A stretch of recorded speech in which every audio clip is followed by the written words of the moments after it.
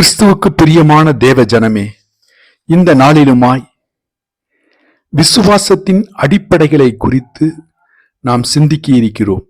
முதலாவதாக, நாம் தேவனுடன் சரியான உறவு கொள்ள 2 விஷயங்கள் முக்கியமானதாக கருதப்படுகிறது. அதாவது, முதலில் தேவன் இருக்கிறார் என்று நாம் நம்ப வேண்டும். இரண்டாவதாக, தேவன் சொன்னதை செய்து முடிப்பார் என்ற நம்பிக்கை.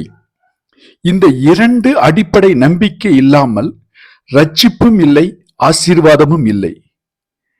எபிரேயர் 11:6 இப்படி கூறுகிறது: நாம் தேவனுக்கு பிரியமானவர்களாக இருக்க விரும்பினால் தேவன் இருக்கிறார் என்று நாம் நம்ப வேண்டும். மேலும் அவரை ஆர்வமாய் தேடுகிறவர்களுக்கு அவர் பலன் அளிப்பவர் என்றும் நாம் நம்ப வேண்டும். அதாவது, அவர் வாக்குத்தத்தமாக சொன்னதை அவர் துல்லியமாக செய்து முடிப்பார் என்று நாம் உறுதியுடன் இருக்க வேண்டும். கிறிஸ்துவ வாழ்க்கையின் அடித்தளமே விசுவாசம் மட்டுமே. எபிரேயர் 11:1 சொல்லுகிறது: விசுவாசமானது நம்பப்படுகிறவரின் உறுதியும் காணப்படாதவைகளின் நிச்சயம் என்று கூறுகிறது. அதுவே நாம் தேவனுடன் தொடர்பு கொள்ளுவது, அவருடைய குமாரனாகிய இயேசு கிறிஸ்துவுடன் தொடர்பு கொள்ளுவது.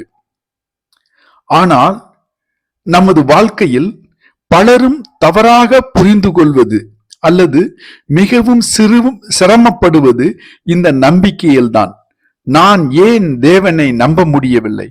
நான் ஏன் நம்பிக்கை வைக்க முடியவில்லை? பல நேரங்களில் வாழ்க்கை சந்தேகங்களால் நிரம்பி இருக்கிறது.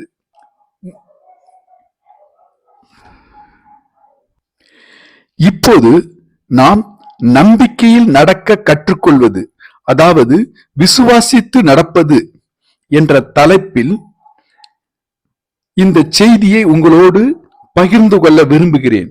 நம்பிக்கையால் நடப்பது என்பதின் அடிப்படை காரியங்களை கவனிப்போம். அடிப்படை என்பதற்கு என்ன அர்த்தம்? அது ஒரு தொடக்க புள்ளி. நம்பிக்கையால் நடப்பதை கற்றுக்கொள்ளுவதின் இதுவே ஆரம்பம். இந்த வசனத்தில் நீங்கள் கவனிக்க வேண்டியது, அப்போஸ்தலனாகிய பவுல் கொரிந்தியருக்கு எழுதும் பொழுது வாழ்க்கையும் மரணமும் நமது உடலின் நிலை பற்றியும் பேசுகிறார். நாம் இறந்த பின் என்ன ஆக போகிறது என்று அவர் விவாதிக்கும் ஒரு முக்கியமான கூற்றை சொல்லுகிறார். 2 கொரிந்தியர் 5:1 முதல் 8 வரை உள்ள வசனங்களை வாசிப்போமானால்,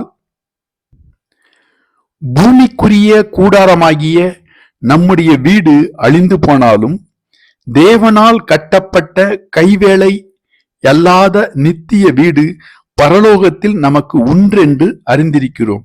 ஏனெனில் இந்த கூடாரத்திலே நாம் தவித்து நம்முடைய பரம வாசஸ்தலத்தை தரித்து கொள்ள மிகவும் வாஞ்சையுள்ளவர்களாய் இருக்கிறோம். தரித்து கொண்டவர்களானால் நிர்வாணிகளாய் காணப்பட மாட்டோம். இந்த கூடாரத்தில் இருக்கிற நாம் பாரம் சுமந்து தவிக்கிறோம். இந்த போர்வையை களைந்து போட வேண்டும் என்று விரும்பாமல், மரணமானது ஜீவனாலே விழுங்கப்படுவதற்காக போர்வையை தரித்து கொண்டவர்களாய் இருக்க வேண்டும் என்று விரும்புகிறோம்.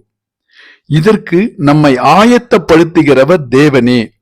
ஆவி என்னும் அச்சாரத்தை நமக்கு தந்தவரும் அவரே. நாம் தரிசித்து நடவாமல் விசுவாசித்து நடக்கிறோம். இந்த தேகத்தில் குடியிருக்கையில் கர்த்தரிடத்தில் குடியிராதவர்களாய் இருக்கிறோம் என்று அறிந்தும் எப்பொழுதும் தைரியமாய் இருக்கிறோம். நாம் தைரியமாகவே இருந்து இந்த தேகத்தை விட்டு குடி போகவும் கர்த்தரிடத்தில் குடியிருக்கவும் அதிகமாய் விரும்புகிறோம் என்று வேதம் கூறுகிறது. அப்போஸ்தலர் பவுல் சொல்லுவது இதுதான். ஒரு நாள் நாம் இந்த உடலை விட்டு துறக்கப் போகிறோம். அப்பொழுது கர்த்தர் வாக்களித்த புதிய உயிர்த்தெழுந்த உடலை பெறுவோம். அவர் தனது உயிர்த்தெழுதலால் அதை உறுதிப்படுத்தி காட்டியிருக்கிறார்.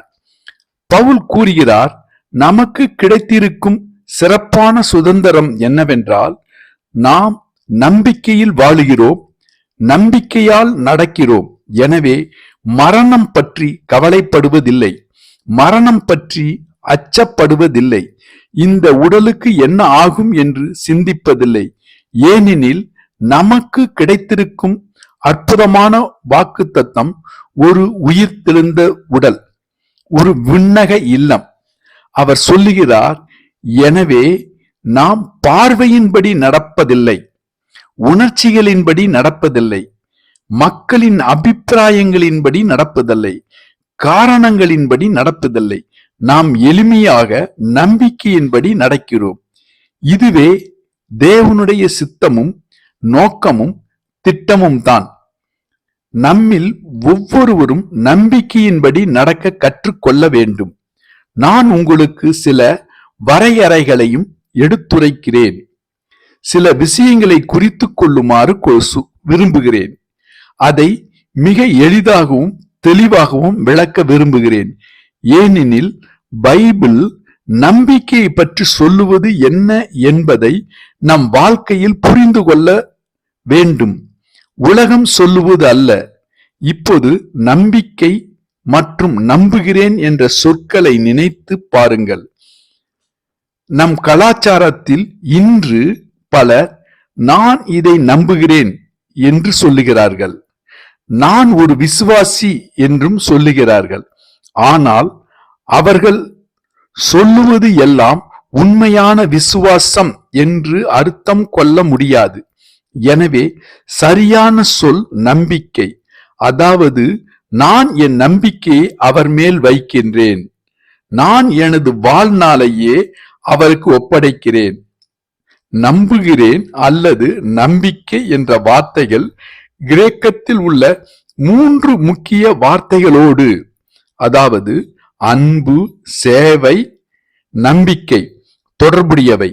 நீங்கள் நம்புகிறேன் என்ற ஒரு சொல்லை பார்த்தால் அதற்கு 3 சொற்கள், அன்பு, சேவை, நம்பிக்கை, ஒரே மாதிரியான கிரேக்க இறுதி சொல் உள்ளது. கிரேக்கத்தில் இந்த இறுதி சொல் மிக முக்கியமானது. ஏனெனில் அவை அனைத்தும் செயல் சொற்களாகும். நான் அன்பு செய்கிறேன் என்றால் நான் பதிலளிக்க போகிறேன். நான் சேவை செய்கிறேன் என்றால் நான் செயல்பட போகிறேன். நான் நம்புகிறேன் என்றால் நான் நடக்கப் போகிறேன். நம்பிக்கை என்பது சும்மா நிற்கும் ஒன்று அல்ல, அது ஒரு உயிர் உள்ள ஒன்று. எபிரேயர் 11ஆம் அதிகாரத்தில் 40 வசனங்களில் 19 முறை ஆபிரகாம், நோவா, மோசே, யாக்கோபு போன்றவர்களை பற்றி அவர்கள் நம்பினார்கள் என்று சொல்லப்படுகிறது.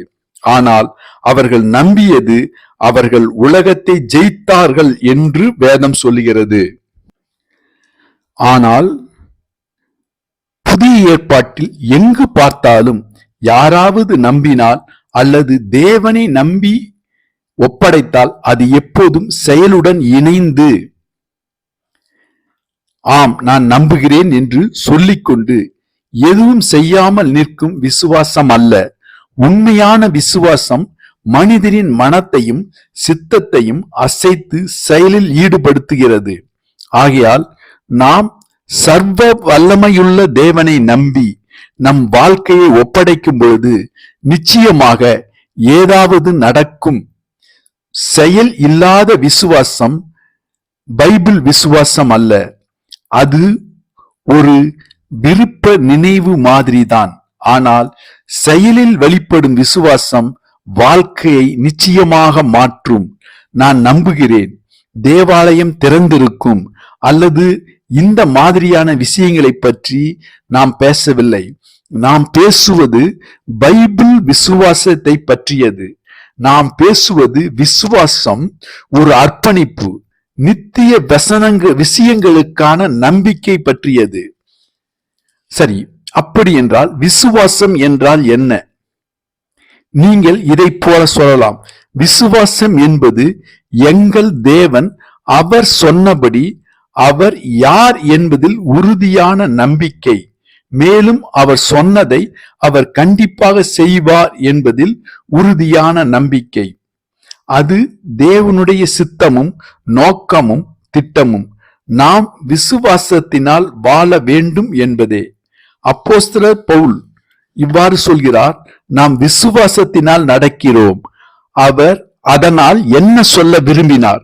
பவுல் நடப்பது என்ற சொல்லை பயன்படுத்தும் போது, அதாவது நடத்தை, வாழ்க்கை முறை, வாழும் விதம் என்பதை குறித்தார்.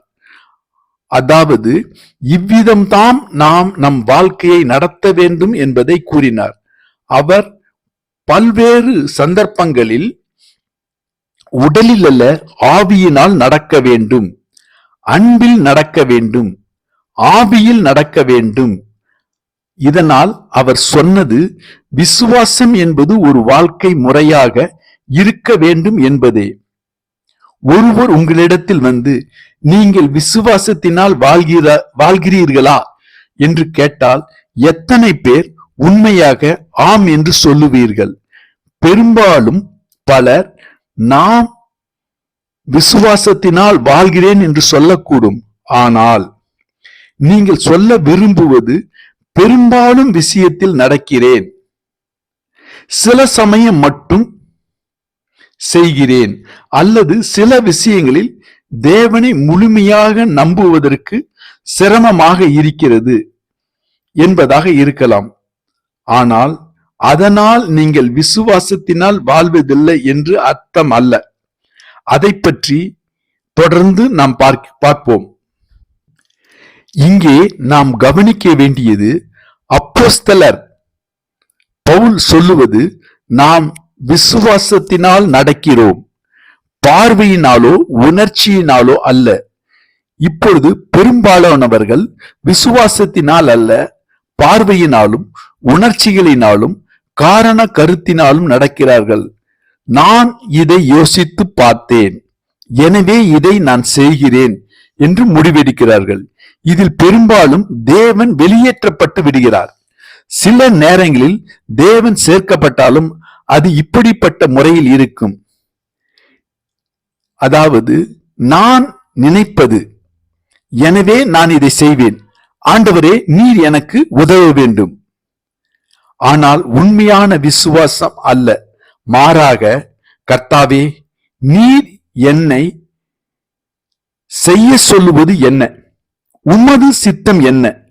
உமது நோக்கம், உமது திட்டம் என்ன என்று தேவனுடைய சித்தமும் நோக்கமும் திட்டமும் அறிந்து நீங்களும் நானும் விசுவாசத்தில் நடக்க வேண்டும். அப்படி என்றால் அதற்கு அர்த்தம் என்ன என்று யோசிக்கலாம். எளிமையாக சொன்னால், நீங்களும் நானும் காலை எழுந்தவுடன் சொல்ல வேண்டிய முதல் வார்த்தை, ஆண்டவரே இன்று எனக்காக உமது சித்தம் என்ன என்பதே. நான் இப்போது அதை சொல்ல மாட்டேன். மற்றொருவின் எண்ணங்களை நான் கட்டாயப்படுத்த முடியாது. ஆனால் நான் என்ன உணர்கிறேன் அதை சொல்ல முடியும். என் உணர்வு இதுதான்.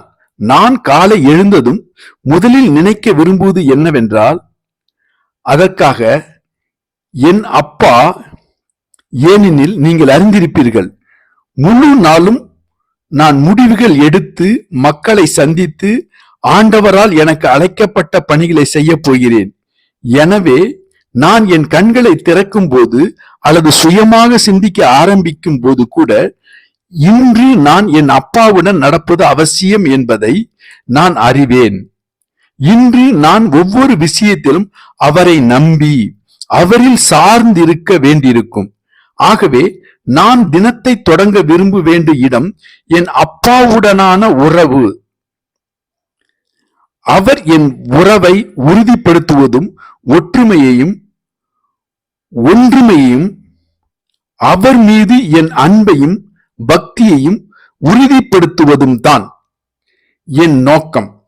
என் விசுவாசத்தின் வழியில் நடப்போம் என்பதால் நாம் கேட்க வேண்டும், இப்போது என்ன, இதற்கு என்ன செய்ய வேண்டும் என்பதை பாருங்கள். உதாரணமாக, இன்று நான் அவரது வழிகாட்டுதலை கேட்பேன்.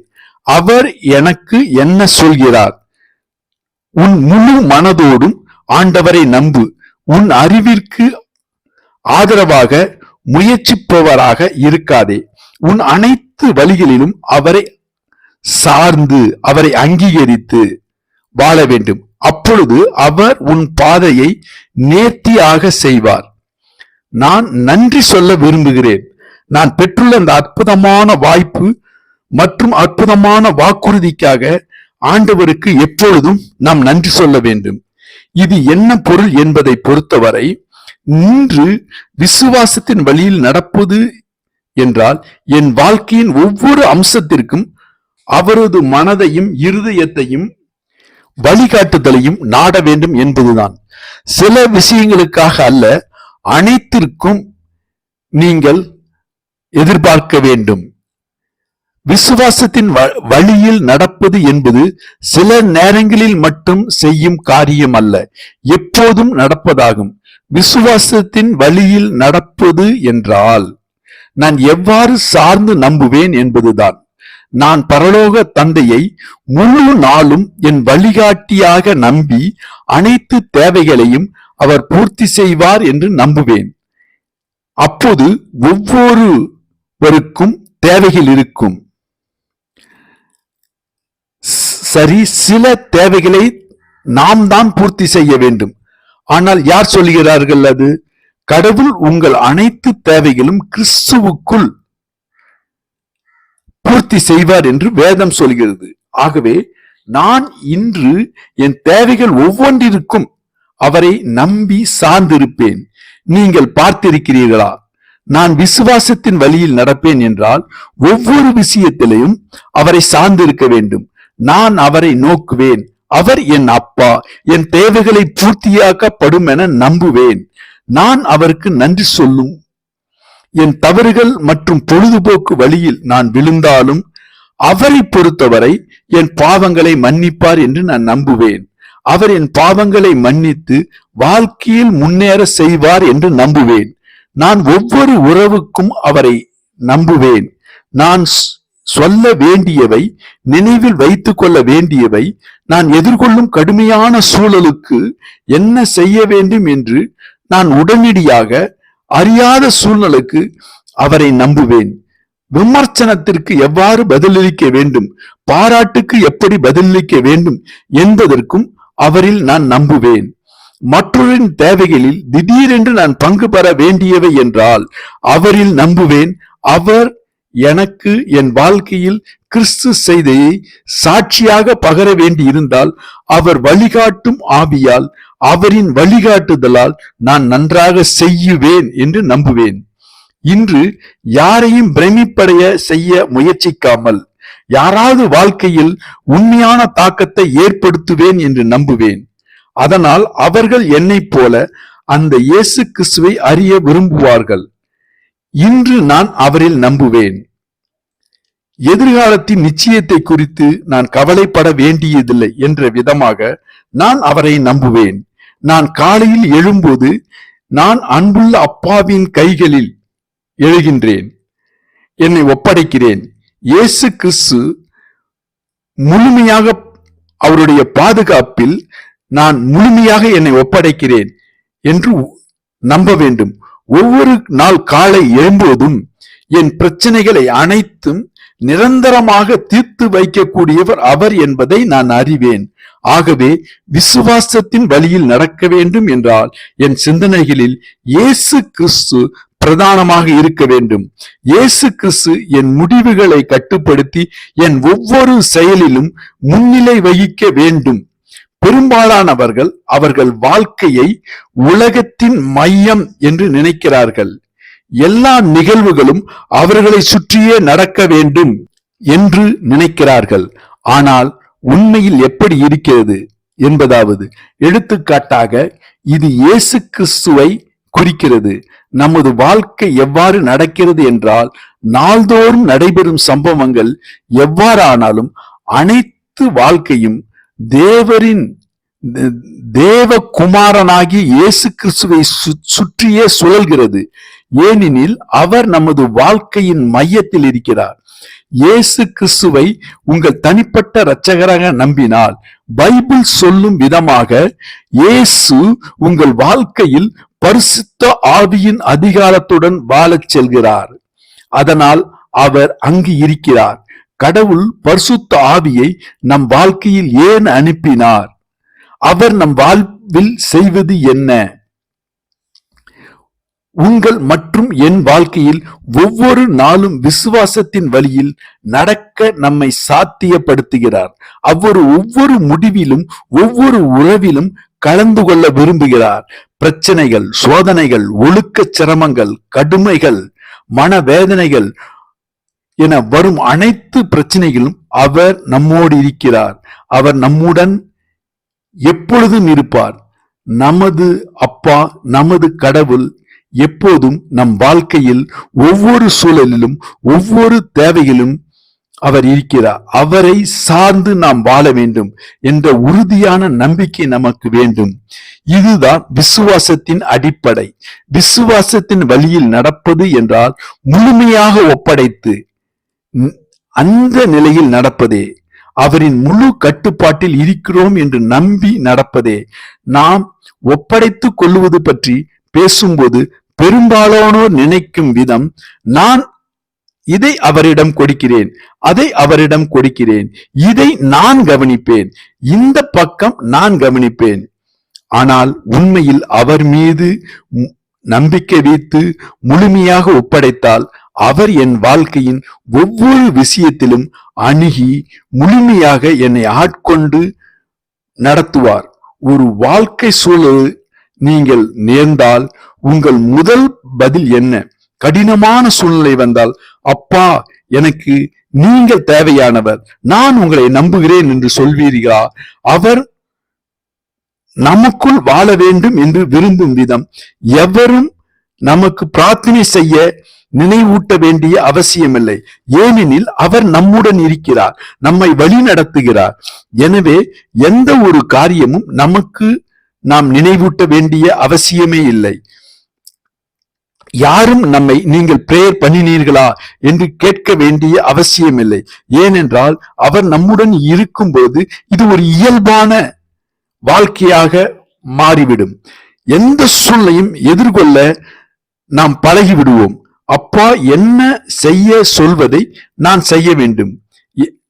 உங்கள் ஆதிக்கத்தில் நான் இருக்கிறேன், உங்கள் கட்டுப்பாட்டில் நான் இருக்கிறேன். அப்படியானால் விசுவாசத்தின் வழியில் நடப்பதை நான் எப்படி கற்றுக்கொள்ளப் போகிறேன்? இதோ கற்றுக்கொள்ளும் விதம். நான் ஒரு கோரிக்கை செய்வேன், கடவுளை சோதிப்பதற்காக அல்ல. ஆனால் நான் கோரிக்கை வைப்பது, நீங்கள் அமர்ந்திருங்கள், நீங்கள் அறிந்திருப்பீர்கள், கடவுள் என் பிரார்த்தனைகளை கேட்டு எனக்கு வழிகாட்டுவார். அப்படியானால் என்ன நடக்கும்? என் விசுவாசத்தின் அடித்தளை இன்னும் வலுவாகவும் நிலையானதாகவும் உருவாகும். என் அடித்தளம் கிறிஸ்துவில் அமைந்துள்ளது. அது உறுதியான அடித்தளம். ஆனால் இப்போது நான் அதில் கட்டமைக்கப்பட வேண்டும். நான் நிலைத்து அடித்தளமான நித்திய தேவனின் குமாரனாகிய இயேசு கிறிஸ்துவின் மேல் என் அடித்தளம் கட்டமைக்கப்பட வேண்டும். இதை எப்படி செய்ய போகிறேன்? நான் அவரில் நம்பி அவர் எவ்வாறு செயல்படுகிறார் என்பதை கவனித்து அவருக்கு வழிகாட்டுதலை பார்த்து அதற்காக நான் நன்றி கூறுவேன். என்ன நடந்தது என்பதை கவனிப்பேன். இரண்டாவது, நான் செய்வது என்னவென்றால் அவர் சொன்ன வார்த்தைகளின்படி நடப்பேன். அதாவது பைபிள் என்ன சொல்கிறது என்பதை தெரிந்து கொள்வேன். நீங்கள் நம்பும் கடவுள் யார் என்பதை தெரியாமல் இருப்பீர்களானால் நீங்கள் அவரை எப்படி நம்புவீர்கள்? நீங்கள் மற்றும் நான் கடவுளின் வார்த்தையில் நுழைந்தால் பைபிள் என்ன சொல்கிறது என்பதை காணலாம். பைபிள் சொல்கிறது, கடவுள் எனக்காக அன்பு கொண்டவர், அவர் என் தேவைகளை பூர்த்தி செய்வார். பைபிள் சொல்கிறது, கடவுள் பரிசுத்தர், அவர் எனது பாவங்களை எல்லாம் மன்னிப்பார் என்று. நான் வசனங்களை படிக்கும் பொழுது பார்க்கும்போது என்ன நடக்கிறது? கடவுளின் இயல்பு பற்றி என் புரிதல் வலுவடைகிறது. அது என்ன செய்கிறது என்பதை நீங்கள் அறிவீர்களா? அது என் முழு அடித்தளத்தை பாய்ந்து என் அனைத்து பகுதிகளிலும் செயல்படுகிறது. இதோ கடவுள் யார், அவர் எப்படி இருக்கிறார், அவரில் நான் நம்புவேன். நீங்கள் தேவாலயத்திற்கு வந்தால் உங்கள் பைபிளை கொண்டு வாருங்கள். அதை எங்களோடு படியுங்கள், வீட்டிற்கு கொண்டு செல்லுங்கள். ஒரு இடத்தில் வைத்து விட்டது மட்டுமல்லாமல் அநேக நேரங்களில் நீங்கள் பல விஷயங்களை கற்றுக்கொள்ள வேதாகமத்தை படிக்க வேண்டும். கடவுள் உங்களது வாழ்க்கையில் எப்படி செயல்பட விரும்புகிறார் என்பதை நீங்கள் அறிந்து கொள்ள வேண்டும். அவர் உங்களை விரும்புகிறார். உண்மையை நீங்கள் உள்வாங்க வேண்டும் என்று விரும்புகிறார். அவர் சொன்ன வார்த்தைகளில் கவனமாக பார்த்து அவர் கூறிய வாக்குறுதியை நினைவில் வைத்துக் கொள்ள வேண்டும். நான் கடவுளின் வாக்குறுதிகளை, இயல்பை, அவர் எப்படி செயல்படுகிறார் என்பதை கொஞ்சம் அதிகமாக புரிந்து கொண்டால் என் விசுவாசம் இன்னும் வலுவாக இருக்கும்.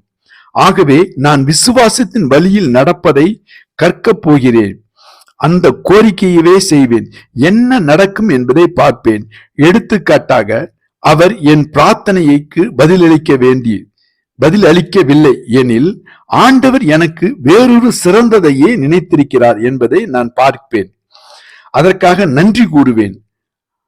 அப்பா, நீங்கள் சிறந்ததை எனக்கு நினைத்திருக்கிறீர்கள். நீங்கள் அறிவீர்கள் என்ன நடக்கிறது. அவர் பதிலளிக்கவில்லை என்றாலும் கடவுள் சிறந்ததை நினைத்திருக்கிறார் என்பதை நான் புரிந்து கொள்ள வேண்டும். அது என்ன செய்கிறது? என் விசுவாசத்தை வலுப்படுத்துகிறது. ஆண்டவர் என் மேல் எவ்வளவு அன்பு செய்கிறார் என்பது நான் சொல்லுகிறது என்று நீங்கள் கேட்டீர்களா? அவர் என்னை நேசிப்பதால் எனக்கு நல்லது அல்லாததை அவர் அளிக்க மாட்டார். நன்றி கடவுளே, கடவுளுக்கு நன்றி. இந்த நேரத்தில் அது எனக்கு பிடிக்காது. நான் அதில் சிரமப்படலாம், கோபப்படக்கூடும். கடவுளே, இதன் விஷயம் என்ன என்று கேட்கலாம். ஆனால் கடவுள் சொல்கிறார், இது சிறந்த விஷயம். இது உங்களுக்கு நேரக்கூடிய சிறந்தது. இதுதான் வழி. நான் என்னை விரும்பும் விஷயத்தை பெறவில்லை என்றாலும் கடவுள் ஏன் எனக்கு இதை வழங்கவில்லை என்று காட்டுகிறார். இது என்ன செய்கிறது? என் விசுவாசத்தை வலுப்படுத்துகிறது. அவர் என்னில் மிகவும் அன்பாயிருக்கிறார், அன்பு செய்கிறார். எனவே எனக்கு உகந்தது அல்லாததை அவர் தரமாட்டார் என்று நாம் கற்றுக்கொள்வோம்.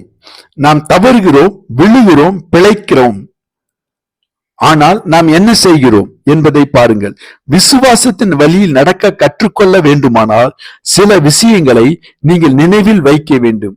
முதலில் நீங்கள் தவறிவிட்டீர்கள் என்று நினைத்தால், கடவுளே, நான் மோசமாக செய்துவிட்டேன், மோசமாக நடந்து கொண்டேன் என்று சோகமாக இல்லாமல், அவர் நமக்காக அடிக்கப்பட்டு நொறுக்கப்பட்டு நம்மளை மீட்டுக் கொள்ளும் பொருட்டாய், நம்மை மீட்கும் பொருட்டு தன்னையே பலியாக ஒப்பு கொடுத்தார். இயேசு கிறிஸ்துவின் ரத்தம் சகல பாவை நீக்கி சுத்திகரிக்கிறது என்று நாம் நம்ப வேண்டும். நம்பினால்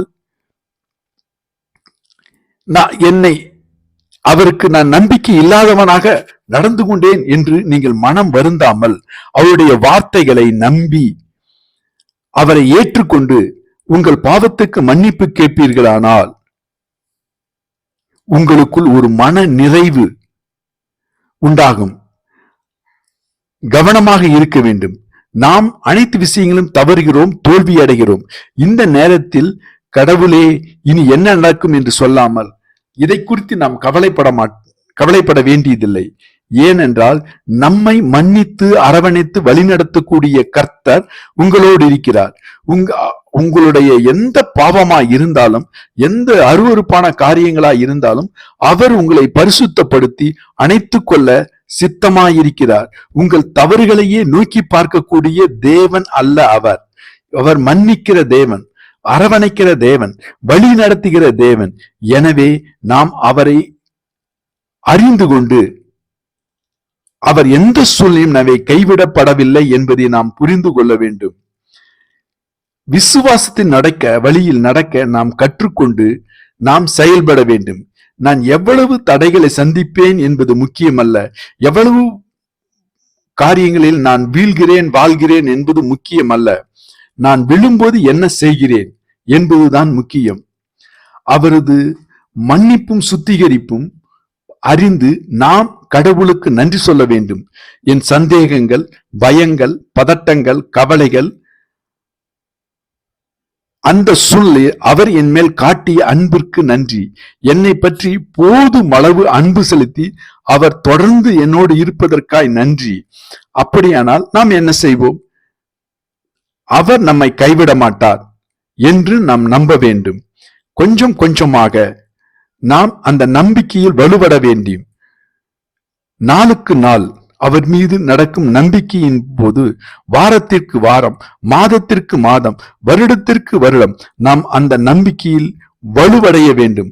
நமது விசுவாசம் பலமாகி இன்னும் பலமாகி அந்த விசுவாசத்தில் நாம் பலப்பட வேண்டும். நீங்கள் முதல் முறையாக மீட்பின் போது உங்களை தொந்தரவு செய்த விஷயங்கள் இன்னும் உங்களுக்கு தொந்தரவு அளிக்குமா? இதே போல் பயப்படுகிறீர்களா? இப்போது நீங்கள் தன்னுடைய உள்நிலை கேள்விகளால் கேட்க வேண்டும். கடவுளே, நான் இன்னும் விசுவாசத்தில் குழந்தை நிலையில் தான் இருக்கின்றேன். என் விசுவாசம் இப்போது எங்கே இருக்கிறது என்று. கடவுள் விசுவாசத்தை வளர்ப்பது எப்படி என்றால், நமக்கு முன்பு கூறியதை மீண்டும் சொல்லுகிறேன். சோதனை, கடுமையான சூழ்நிலை, பிரச்சனைகள், கஷ்டங்கள். நீங்கள் உண்மையான கடவுள் யார் என்பதை புரிந்து கொள்ள விரும்பினால், நீங்கள் விசுவாசத்தை வலுப்படுத்த விரும்பினால், நீங்கள் கடினமான மற்றும் சிரமமான சூழ்நிலையை எதிர்கொள்ள வேண்டும். நீங்கள் விசுவாசத்தின் நூல்களை படிப்பது மட்டுமல்ல, அதை செயல்படுத்தாமல் கடவுளை பற்றி விசுவாசத்தை கட்டி வளர்க்க முடியாது. இதை செயல்படுத்துவது என்றால் அனுபவம் தான். இந்த அனுபவமே நம்மை செயல்பட வைக்கிறது. அதனால் கேளுங்கள், உங்கள் சாட்சியகத்திற்கு ஏற்பட செய்யக்கூடிய விஷயம் என்ன? அது என்னவென்றால், நீங்கள் அதை அனுபவித்தது தான். அந்த ஆழமான நீர்களை நீங்கள் கடந்து சென்றுள்ளீர்கள். தீயை கடந்து சென்றீர்கள். சோதனையை சந்தித்து வந்தீர்கள். கஷ்டங்களை எதிர்கொண்டு சென்றுள்ளீர்கள். நீங்கள் மிகுந்த தேவைகளின் நேரங்களில் துன்பங்களை அனுபவித்தீர்கள். இங்கே இவை நிறைவேற்றக்கூடிய வழி இல்லை போல் தோன்றினாலும் கடவுள் அவற்றை பூர்த்தி செய்துள்ளார். இதன் மூலம் நாம் கற்றுக்கொள்கிறோம். வாழ்க்கையை அனுபவித்தன் மூலமாய் கற்றுக்கொள்கிறோம். நம்பிக்கையை பற்றி நம்பிக்கை வைக்க தவறி விழ மீண்டும் கவனத்தை அவர் மீது செலுத்தி வாழ்க்கையில் முன்னேற வேண்டும். இப்போது நான் உங்களிடம் ஒன்று கேட்க விரும்புகிறேன். நீங்கள் உங்கள் வாழ்க்கையை கடவுளுக்கு ஒப்படைக்க தயாராக இருக்கிறீர்களா? ஆவி, ஆத்மா, சரீரம், இவை உயிர், உறவுகள், திருமணம், குடும்பம், பிள்ளைகள் அவர் கவனிப்பாரா? நீங்கள் ஆண்டவரே, இந்த காரியங்களை நீர் கையாள வேண்டும் என்று விரும்பி உங்களுடைய எல்லா காரியங்களையும் அவர் செயல்பட நீங்கள் அனுமதிப்பீர்களா? நீங்கள் சொல்லுவீர்கள், நான் இன்னும் கிறிஸ்துவர் அல்ல, எனது நிலை என்று கேட்டால், சரி, நீங்கள் எங்கு தொடங்க வேண்டும் என்பது இதுதான். நீங்கள் கடவுளின் வார்த்தையில் நம்புகிறீர்களா என்று உங்களை நீங்கள் கேட்க வேண்டும். நீங்கள் அந்த பழைய வாழ்க்கையை கழித்து போட்டு புதிதாக பிறந்தவர்களாக இருக்க விரும்புகிறீர்களா? நீங்கள் கிறிஸ்துவில் நம்பிக்கை வைக்கிறீர்களா என்பதுதான். நீங்கள் நம்ப வேண்டும். இயேசு கிறிஸ்து உங்கள் பாவங்கள் முழுவையும் கழுவி சுத்திகரித்து உங்களை பரிசுத்தப்படுத்தி உங்களை நல்வாழ்வு வாழ செய்கிற வல்லமையுள்ள தேவனாய் இருக்கிறார். இதை நீ நம்ப வேண்டும். நீங்கள் அந்த உண்மையை ஏற்றுக்கொண்டு அவரிடம் செல்ல தயாராக இருக்கிறீர்களா? கர்த்தாவே, இயேசுவே, என் பாவங்களை உமக்கு முன்பாக அறிக்கையிடுகிறேன். நீங்கள் வேதாகமத்தில் கூறியதை நான் நம்புகிறேன். உங்கள் இரத்தம் என் பாவங்களை மன்னிப்பதாக உள்ளது என்று நான் நம்புகிறேன். நான் உங்களை என் இரட்சகர் என நம்புகிறேன். நான் உங்களை என் காப்பாளராகவும் ஆண்டவராகவும் நம்புகிறேன் என்று நீங்கள் என் பாவங்களை மன்னிப்பீர்கள் என்று நம்புகிறேன் என்று கூறுவீர்களானால், இந்த தருணம் நீங்கள் கடவுளின் வாழும் குழந்தையாக மாறுவீர்கள். அதன் பின் நம்பிக்கையின் வழியில் நடக்க கற்றுக்கொள்ளும் பயணத்தை தொடங்குவீர்கள். இப்போது உங்கள் வாழ்க்கை முழுமையாக மாறும். இதனால் நீங்கள் ஆவிக்குரிய ஆசீர்வாதத்தையும் உலக பிரகாரமான ஆசீர்வாதத்தையும் பெறுவீர்கள். விசுவாசத்தில் பலப்படுங்கள். தேவன் தாமே உங்களை ஆசீர்வதித்து உயர்த்துவாராக. ஆமேன், ஆமேன்.